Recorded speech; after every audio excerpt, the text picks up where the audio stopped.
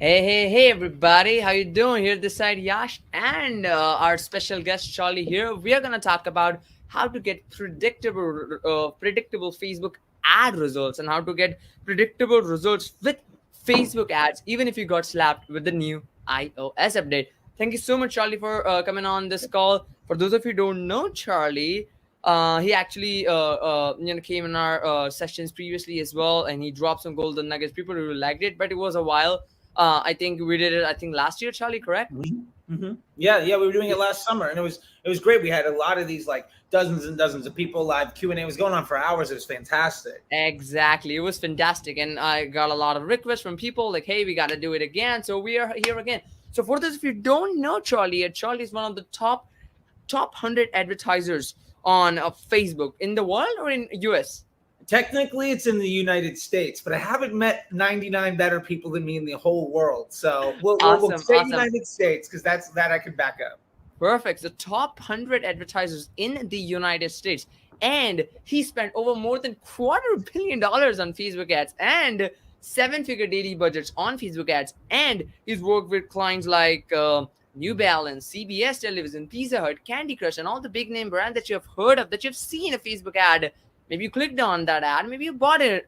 Maybe you bought from the ad. Thank Those you. ads might be like from Charlie, Probably. and he got access to some of the really cool tools that we have right now, like CBO, like lead ads, like Charlie got the access to Facebook ad when there was not even a pixel. Am I correct? Yeah. When I started in Facebook ads, it was a PPC platform. It was basically a bad version of Google. We didn't even have a conversion objective. It was just traffic or engagement. That was it. And you had to edit your ads in Excel and then post them and hope that like you got everything right. Awesome, perfect. So that's why I'm so excited to have you here. And let's just figure out, Q4 is hitting. Everybody got the big goals to hit the Q4, but Facebook ads are working. But Facebook ads are making them stressed out because it's not working. Let's figure out how they can fix it and how this can be the final solution and the final live video or anything that they have to watch to fix their ads. All right, are you with me? I'm ready. Let's go. Let me grab my coffee. Awesome, Let's do it. perfect. So let's start with let's just debunk this, as you say, like guru nonsense around iOS 14. So what is it actually, right? Like as a fundamentally basic stuff. Like as a if I were to have to explain this to my grandpa, what would you say to him? Like why he's not getting any sales? Sure. So the biggest change that basically happened is Facebook is no longer legally or capable necessarily of tracking all these stuff that we got used to them doing. Okay. Things got really, really easy. Things got really, really simple. And what happened is we took away the training wheels. Now, if you're trying to cheat the system or put in hacks or things, Yeah. Facebook is going to penalize you because basically they have a business model. They want people to have a good experience on Facebook and Instagram. And if your content isn't something that people want to see, then they're going to charge you more money because you're ultimately a liability to their business. It's like Okay. any relationship. Your partner has said what they want from you. It's your decision on whether or not to give it to them. People that don't do it are suffering. The people that do, a lot of my clients and students, this is their best year ever. Last year was their best year ever before that. And the year before that was the best year ever before that. Like things are going well for a lot of people. Okay, that makes sense. So now, for those of you like people like are just starting out. Let's say let's we will like divide this into like two categories, right? Number one, people who are just starting out. They recently discovered about Facebook ads because they due to the circumstances around them and all that, right? So for those of people who are just starting out, what they need to focus on, and for those of people who actually run in Facebook ads for the last year, and last year was really amazing for them. They got like really great results. But recently they're struggling and they're and just because they're not getting results, it's stressing them out, and they can't. If things continue like that, they're unsure that how they're going to feed their family and how they're going to operate their businesses, right? So we'll talk about those categories as well. So number one, if I'm starting Facebook ads right now, what is the one thing or like a set of things that I would have to focus to get results instantly? I think the most important thing is, well, two things. Most important two things. Number one is setting an expectation for what success looks like. I think a lot of Okay. people say, I'm going to spend money, and if I don't make money in a week, I'm done. The Yeah. real thing is it's not about instant results. You can get instant results, but the bigger thing is every week gets better and better. You want to be continually improving what you're doing. Maybe this week you lost, 20 cents on the dollar. Next week you lost 15 cents on the dollar. 3 weeks from now you broke even. In 6 months from now you might be doubling your money. Don't give up on doubling or tripling your money in 6 months or a year, because this week you didn't make anything at the end of the day. No business makes money on day one. Like, if you were to go into a bank and ask for a business loan for your business, and you're like, hey, great, give me 50 grand, I'm going to be profitable in 8 days, they're going to laugh at you. Facebook ads is no different. The other thing that's really important is pick the one thing that you want Facebook ads to do for you. Unless you have a budget in the thousands of dollars, you probably don't have the need or the capability of promoting more than one thing. Do one thing really well. Most super huge brands, even the big ones that I worked with, have one or two things that got them to where they are. Like, whether it's the right sneaker or the right, food Yeah. item or whatever it is, pick a flagship product. And it might not even be your favorite. It's the one that you can sell for the most amount of profit and the Okay. most amount of spend. That's what's most important. Okay, that makes sense. That means if I'm starting out, I have to focus on the numbers of how can you repeat it again? Because I'm just like Yeah. making a note. So if So you're just yeah. starting out, first thing is, don't look at Facebook as I'm going to make money this week. Think of it as Okay. I'm investing in my future success long term. Okay. It's going to take some time. Your Makes sense. success is next month better than this month. Is the month after that better? Like, I had a student that I was talking to earlier this week, and he was very emotional because he had a really bad few days. Like, he lost money on Facebook for a few days. But then we looked at the numbers. Hmm. He made 5 times as much money in profit this month as he did last month. Like, he Interesting. made a couple $1,000s this month. He made a couple $100 last month. Next month, he's probably going to 2x that. So he had a few bad days. And you know what? It doesn't matter. Have contact. And then the other side of it is, don't try to do 10 things. If you try to do 10 things, you're going to do 9 of them really poorly. And if you had only focused on your best one, you would have probably done a lot better a lot sooner. So keep it simple. Okay. Yep, that makes sense. And I think the most important thing, I agree with you, because when we don't try to focus on one thing, we tend to get overwhelmed, and that tend to leads to we quitting and we focusing on another thing, and then this cycle, it's like a hamster wheel, right now. It's a vicious cycle, right? Yeah. We don't focus on one thing, we get overwhelmed, we quit, we do it again, right? Okay, that makes sense. Focusing on number one thing that we want to achieve with Facebook ads. Now, another thing what I want to ask you is, for those people who are on a very limited budget, we will call it like a shoestring budget, right? Sure. And they aren't able to generate results, right? Like, they are struggling, they can't they can't see that result what they expected, and they are like nervous and they're worried about, because they have to be, let's take an example of an agency owner, right? So they got a client, local business, but they just can't get the result, right? Like, just, and it's because of iOS 14 or something like that. And how they can fix it, some quick tips to fix it, or some key things that they're actually missing on, based on what you've seen over thousands of students. Yeah, I think one of the biggest things that people do, especially on smaller budgets, one of the biggest mistakes is they're asking Facebook to do the wrong thing. For instance, if Okay. you can spend $50 a day and your average cost per sale is like 35, 40, $50, you might get a sale every day, but you're never going to get Facebook enough data to deliver you consistent results.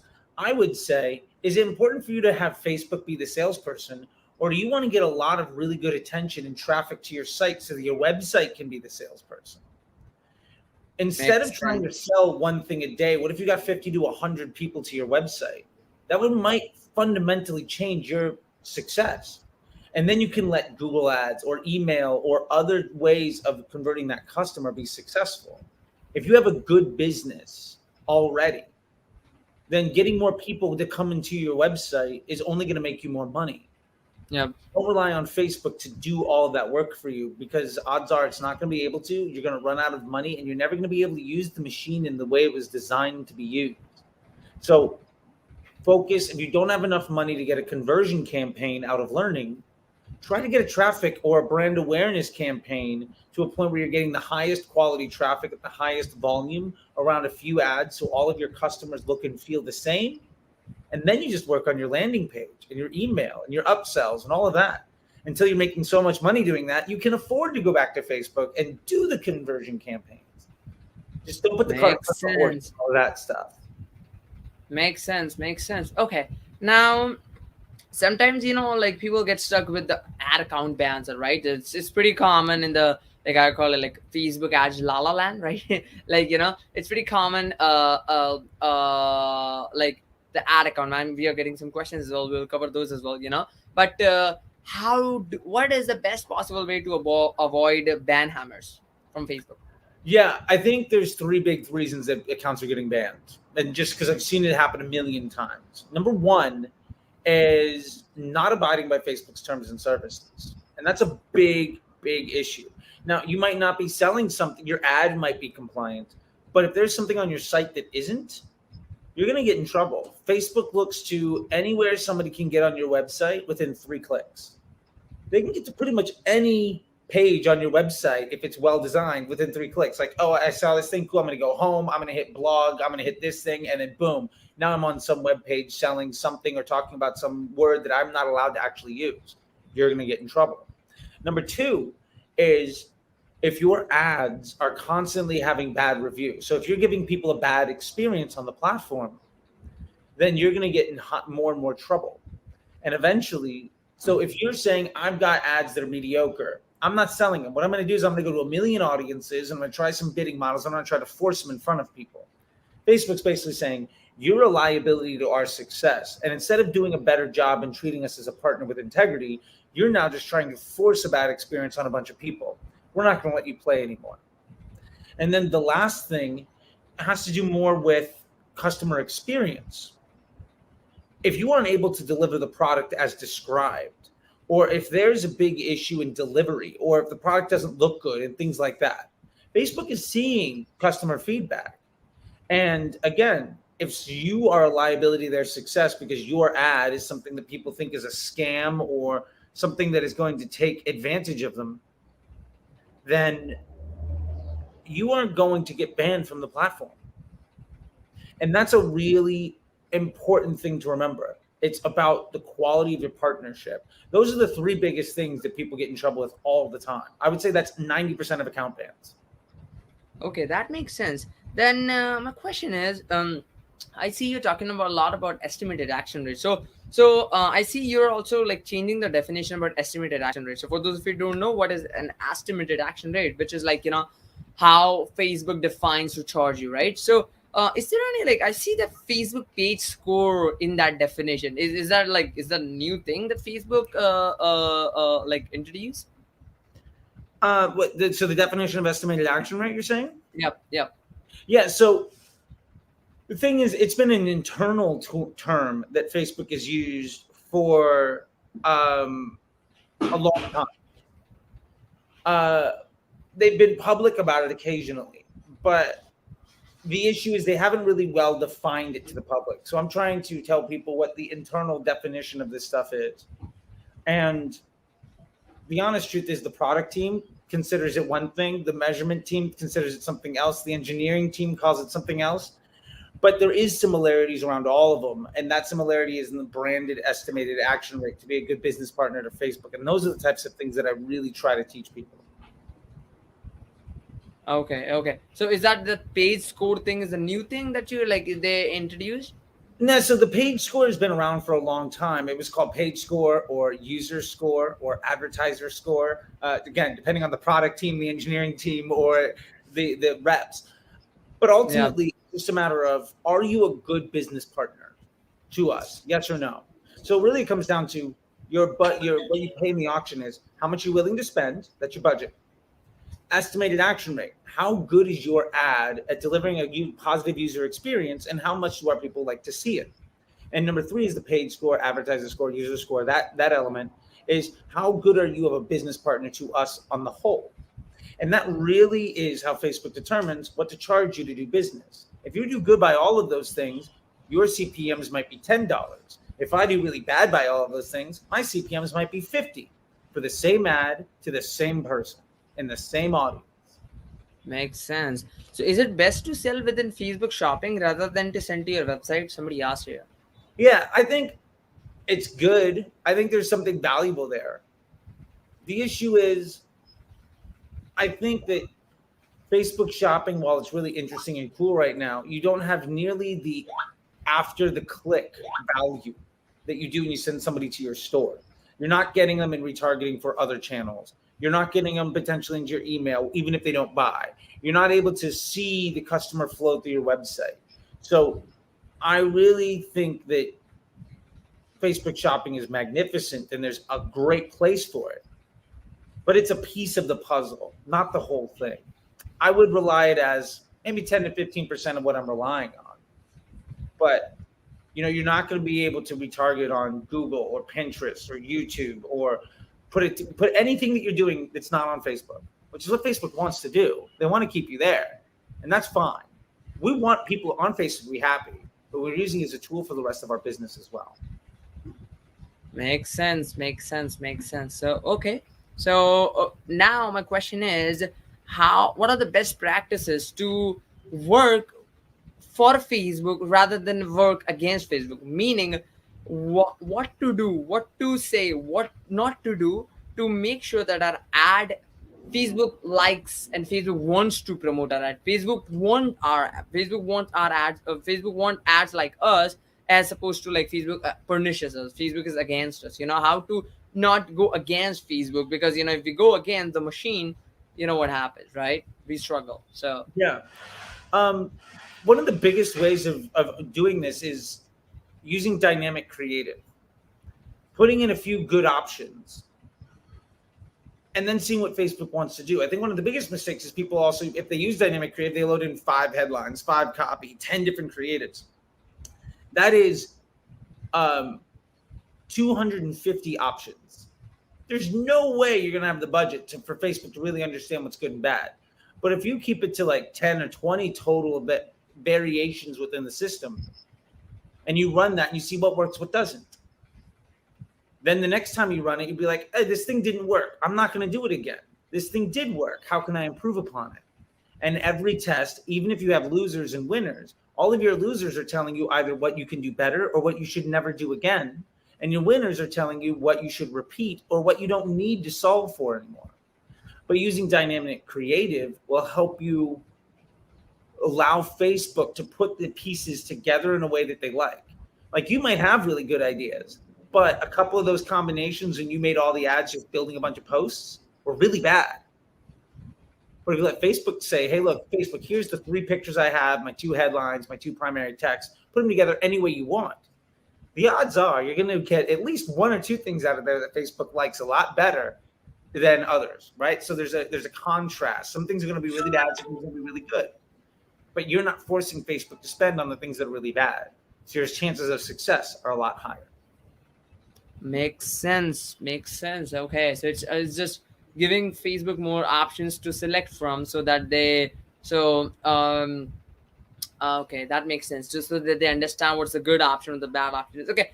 And now let's say we got to win an ad, right? Let's say we got like an ad that is like performing really well. What, like, a lot of people have this thing. Okay, how do one?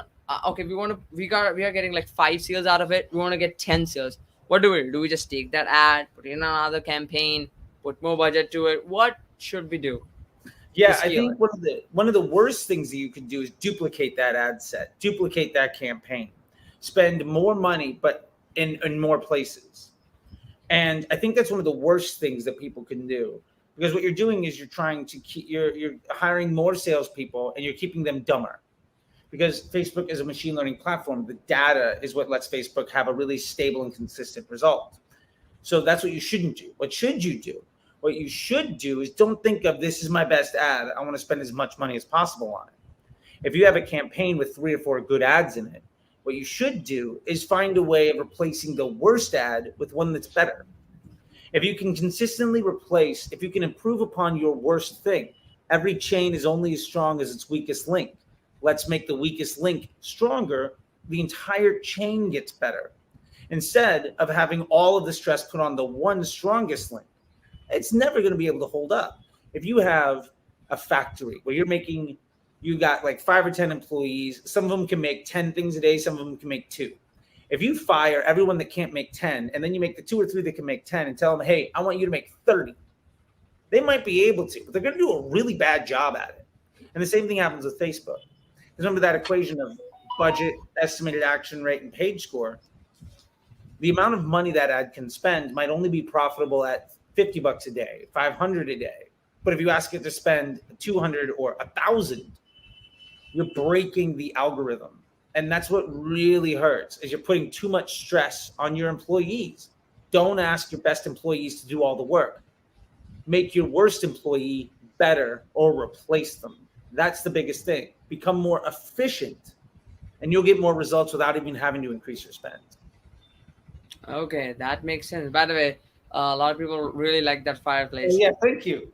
This is a mound fireplace. This house, we built this area in the back here, this little like spot in the back of the house. You're in your new house, right? Yeah, I'm in the new house. Yeah, Wow. and there was this mansion in the Hollywood Hills that they were going to tear down, and they're like, we have fancy things we need to get rid of, and we're like, we got a pickup truck and some help. We'll be there with a saw like tomorrow. And it cost us way too little, but it took all day to rip this thing out of a mansion. But we got this. Like, it's great. It's a 1970s like Swedish thing, and if I had to pay real price for this thing, I would never have it. But it's amazing, and thank you so much. My wife loves it because it matches her luxury set. Yeah, but I think it's really cool I think winter's coming, so it's gonna be really cool to Oh yeah, have winter sessions. So is yeah, yeah. yeah, awesome. That makes sense. All right, so BFCM, Black Friday, Cyber Monday coming. Should we give 50% off or to our products, or not run it, or to not do it? Yeah. Here's the thing: is I think running a discount is terrible. The honest truth is that when you discount your product, it's really bad for 3 reasons. Number one, you're discounting your value. If somebody says, oh, you don't want to buy from me? What if I lower my price? What they're doing is saying, you didn't think that my price was valuable. Let me tell you that I actually wasn't worth the price that I was charging. So immediately, I already don't care about you. I immediately think less of you. Second thing, if you discount your price and get a whole bunch of customers, that's great. But are you going to be able to fulfill that? This year we have shipping and manufacturing. Shipping apocalypse, yeah. Yeah. I live in Los Angeles. There's 100 ships out of the edge of Long Beach that are going to stay there for the next month and a half. If you sell somebody next week on a Black Friday sale, how many weeks or months is it going to take for them to get your product? And remember that page score we were talking about? If it takes that long for somebody to get your product, then you might not even be able to advertise on Facebook next year. And the last thing is, when you are running Black Friday and Cyber Monday ads, remember, everybody's running ads. So the cost of doing business is more expensive. The inventory price goes up. CPMs are higher. So if the CPMs are higher, if you have to pay more money to show your ad to somebody, okay, I'm going to pay more money. But the way I'm going to make this work is I'm going to make less profit on every sale. So you're paying more money to make less money. To have somebody that doesn't value you, that's probably not likely to buy a second time, that ultimately gets you so many orders that your business might tank. You're going to be in a bad way. What you should be doing instead is figuring out how to get more money out of people. So greater amounts of things to fewer numbers of individuals. So instead of saying this cup, right? Plant Goods, by the way, brand I'm launching. Check that out, plantgoods.com. Sorry, small hack, but whatever. If you're launching this brand? I'm launching this brand. Yeah, we're launching this brand right now. Me and a partner that I do CD with. Awesome. Well, I'm part of the team. His name is on the paperwork. I'm a member of the team. But we're launching it. It's soft launch. The legit website goes live very soon. But we got pre-orders going on. Whatever. Whole other stuff. Anyway, point is, really good product. If I'm selling you this cup for $20 and you don't like it, my solution isn't to say, hey, you know what? Screw it. I'll give it to you for 10. I was overcharging you, ripping you off before. No, the solution is, what if I sell you this cup plus this cup and a bag of stuff for like $60? It's the old, but wait, there's more infomercial technique. You don't want necessarily the knife. The knife might cost $20, but if I give you two knives plus a butcher knife and a block and a little thing to cut fish and another one, a little thing, and then I double that, well, now it's like $400 or $500 at the value. I'm going to sell it to you for 3 easy payments of $29.95. Now I got you for $100. You either say no at 20, but you're scrambling to pay me 100. And you know what else? If you like that product, you're far more likely to buy from me again because I didn't tell you that I was already ripping you off on sale number one. This is what the elite companies have always been doing. And the only time where you're like, well, if I go to Best Buy or I go to Walmart or I go to Costco or I go to Amazon, everybody's discounting because they can afford to. Like Sony can afford to discount because they own everything. You can't. You are going to lose the lowest price game because Jeff Bezos already beat you. Amazon is going to beat you at lowest cost. That is a fight you are going to lose. Don't have a fight that you know you're going to lose. Instead, make really valuable relationships with customers over time. And that's going to set you up to be a lot better. Makes sense. Makes sense. So yeah, I really like our. So just to sum up, what we recovered is what you have to do when you're just starting out. What you have to fix, but if you're just struggling with the ads account not working, what you have to make sure that you don't hit, that you don't get that. It's the worst thing that in the world when you wake up with the Facebook ad account ban. So how to avoid that as well? What's the best thing to leverage the Black Friday, Cyber Monday thing, and the holiday season coming up, right? And what's the best way to basically okay, so great value, thank you so much. It's worth watching at 2:30 a.m. That's we really like. Okay, that's fantastic. So yeah, I think as always my goal is to make things more practical and actionable rather than just going over the questions. So let's take this, guys. If you have any question, do let us know in the comments and we'll just pick those questions and answer your answer the questions. But if not, I want you to take notes. I want you to watch it again. I want you to watch as many times as you can until you implement it your account, or until you can implement, until you see the results in your bank account. Okay, so that's my goal with this session. So we're gonna do these sessions more. Let me know if you want me to do these sessions more, like expert sessions and interviews with the members and so many things. With another time, this time, like I was not, to be honest, I wasn't prepared. I wasn't like, it was all over the place because holiday season is also in my country. But what we were gonna do, we're gonna do like every month we're gonna give cash prizes, and we're gonna do like a set of cash prizes, and every time somebody answers, we're gonna pick every time I go live after this session, right? Not in this session. After this session, we're gonna arrange the like cash prize thing. Like every time we go live, we're gonna pick some members. We're gonna go act live cash prizes in front of everybody to it's basically really great way to basically how I would say, like, to for you to get more interested and more participated and more actively watching these, and also to get back. So maybe that thing can help you to get started with the Facebook ad. Like now you got like money, so just run and the Facebook ads with that. So so that's my goal with going forward. And you can like a whole bunch of things, and as Paul already mentioned in the previous live. So yeah, so Charlie, what's the last thing you have to say to not fail at Facebook in 2021 and beyond? Yeah. If I had to give somebody 30 seconds or whatever, it'll probably be longer than that, but whatever. If I'm going to try, I think the last thing that I have to say is really look into the Power Five from Facebook. It's something we built 4 years ago in the Disruptor Group, and it'll tell you the blueprint on how to be successful at the platform. Use dynamic ads, use CBO, use what they tell you to do, advanced matching, understand what it is that you can do. Trust the machine to do the job for you. If the machine isn't doing a good job for you, it's because either A, the tools you've given it aren't good enough, or B, you're misusing it in a way and you just reach out for help on that. And the last thing that I'll tell people is this. Um, iOS 14 is the third like apocalypse that I've seen in Facebook ads. Yeah.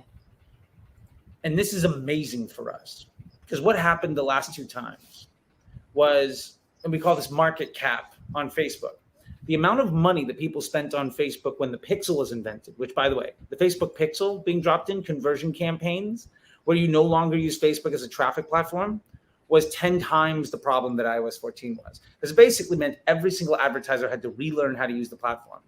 What happened afterwards? Within a year, ad spend on Facebook went up 179%. Makes In sense. 2018, they introduced the Power 5, CBO, DPA, and dynamic creative, advanced matching, all of these things. Again, fundamentally shifted how people did it because everybody was relying on hacking the machine and the ABO and interest groups, including me. I was working really, really hard, doing a lot of things, not necessarily the best way. It was really disruptive. What happened? Within a year, Facebook ads spend, just the United States, worldwide, way more than this, but just the United States went up 158%. The point is, when there's a big shakeup, what Facebook is basically doing is it's preventing people from using the platform incorrectly and giving you tools to make it easier for you. So what the next year looks like is probably a lot of people spending a lot more money. And these types of tools are helping people start businesses, quit their jobs, go on vacation, provide their family, and achieve their dreams easier and easier and easier every year. So I think this is an amazing opportunity for people because I've seen it. And the fun thing happened. This happened in Google between 2000 and 2010, 3 times. It's happening on Facebook now, the 3rd time since 2012. This is something that happens in every digital marketing industry. It happened to emails. So what happened with Google? 3 times. So Google had this. I was just born at that time. So Gotcha. Yeah. I graduated high school in 2002. So I was around for a little bit of this. Google, back in the early 2000s, had the issue of updating what they were doing, updating their algorithm a lot, updating their system. They introduced smart options and different bidding models, and integrated YouTube was invented. There was a time when YouTube wasn't even an option because it didn't exist. You know what I'm saying? And so the way that Google worked fundamentally changed several times during the early 2000s. And it basically meant that everybody that refused to adapt died. Everybody that did adapt got more and more successful. And fun thing, the same thing happened to email in the 90s. This is just a thing that happens.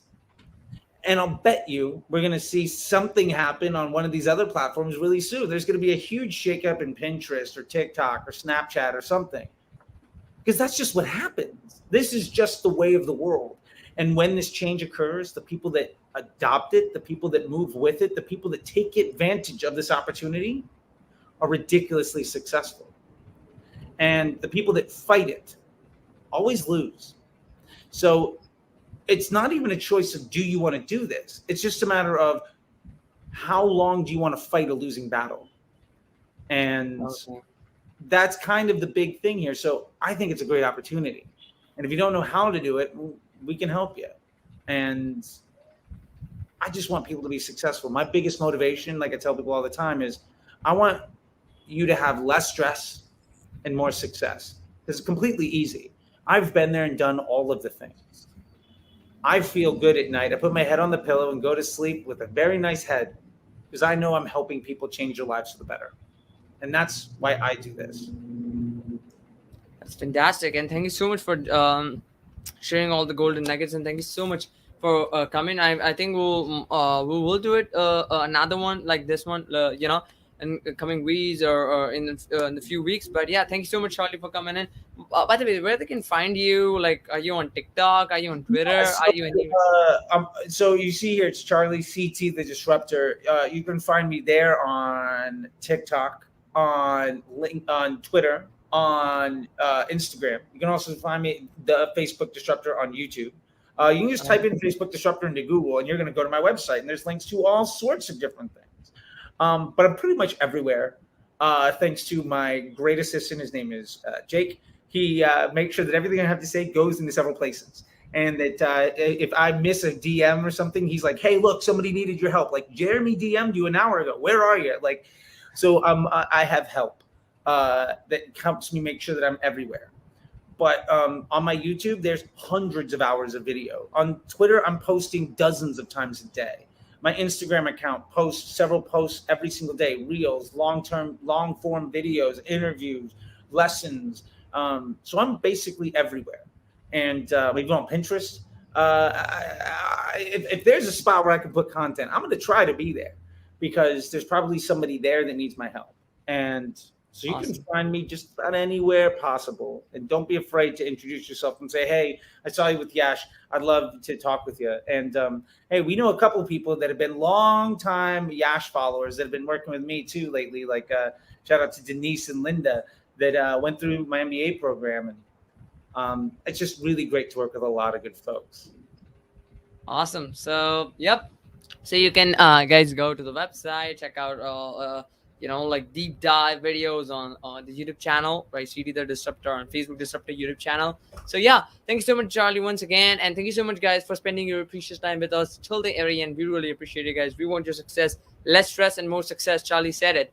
All right, so we're gonna talk to you. We're gonna talk to you soon. I'll talk to you in the next session. Till then, take care of yourself, your family, and your health. Bye bye.